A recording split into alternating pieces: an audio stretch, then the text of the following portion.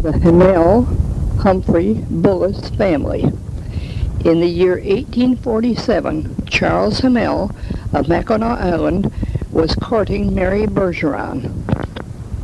Catherine Hamel, of a French-Canadian family, warned Mary, who was 18 years old at the time, that if she married her son, she would be sorry, as he had an uncontrollable temper.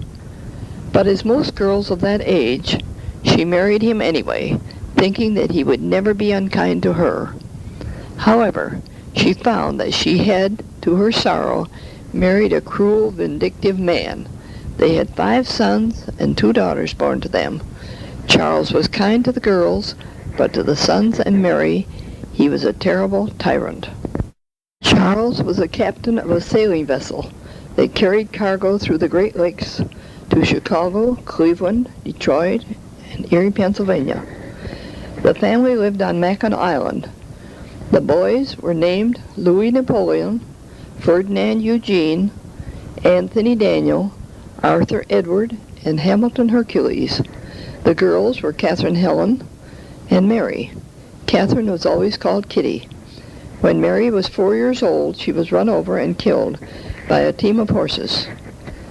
The boys were put to work with their father on the ship when they were young teenagers.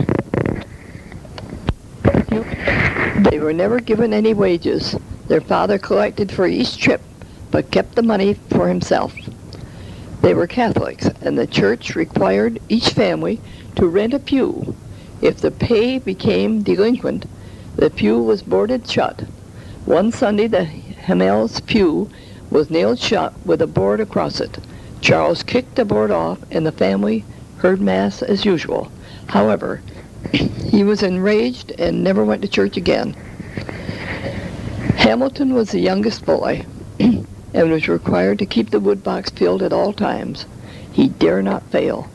One night, when Charles was out and one of the children woke up with a croup, Mary got up to take care of him and built a fire using some of the wood. The child quieted down and they all went back to bed. When Charles returned and saw the woodbox was not quite full, he pulled Hamilton out of bed and beat him unmercifully. When Louis and Fred, as Ferdinand wanted to be called, were about 14 or 15, they stopped their father when he was about to beat their mother, a very tiny lady, and told him to leave, and they would care for her from then on. They would never allow her to be beaten again. He packed his clothes and left, and they never saw him again, but they knew that he went west to Tacoma, Washington, and died there after a few years. The boys and their mother moved to Sheboygan, Michigan. Kitty married George Wharton, and they had a daughter, Mary Louise, later called Lou or Lulu. Fred went to work as a telegraph operator, sending marine news of ships passing through the Straits of Mackinac to Detroit Free Press. The other sons, except Louis, who never married and moved away. Arthur raised 11 of his 15 children in Providence, Rhode Island. Anthony was married to a girl born on the island, and they raised 5 sons in Cedarville, Michigan. His business was commercial fishing, and he shipped fish all over the country. The youngest boy, Hamilton Hercules, disappeared about the time of the gold rush in the Klondike. His mother's last letter from him stated that he had had a mine out west and had sold it, and that's the last she ever heard from him. She thought perhaps he had been murdered for the money.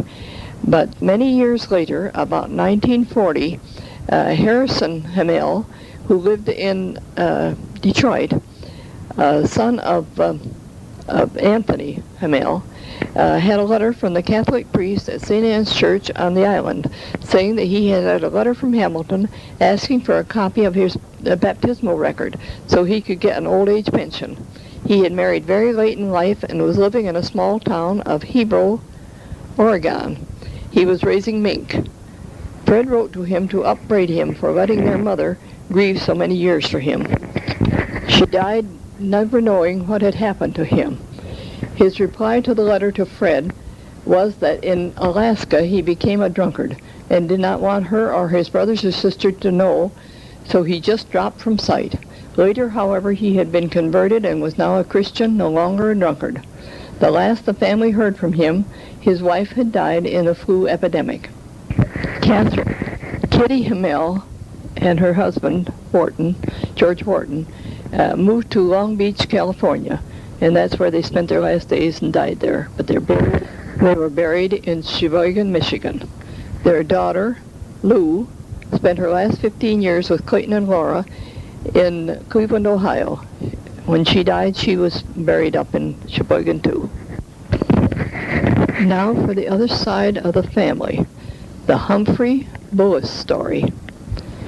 Thomas Jefferson Humphrey and wife Mary Abigail moved from their home in Vermont after their marriage in 1832 by covered wagon to Michigan to seek a fertile soil for a farm.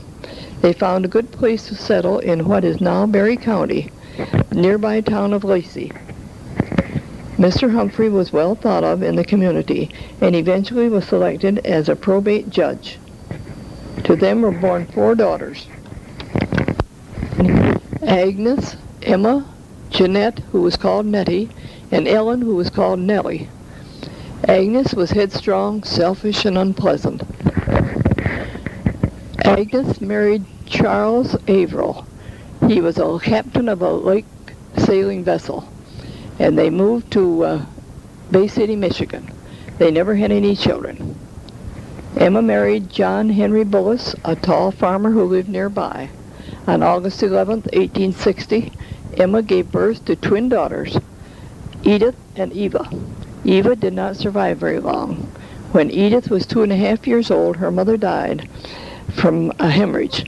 It was 14 miles to get to the doctor and back, and when he arrived, it was too late. As the Civil War was in progress, John Bullis joined the Merrill Horse Brigade in Berry County. Before he left, he asked the Humphreys, Judge and Mrs. Humphrey, Edith's grandparents, if they would bring her up. They agreed only if he would let them adopt her, to which he agreed. They were afraid he might return and take his little girl away from them. The only time Edith remembered seeing her father was when she was 6 years old.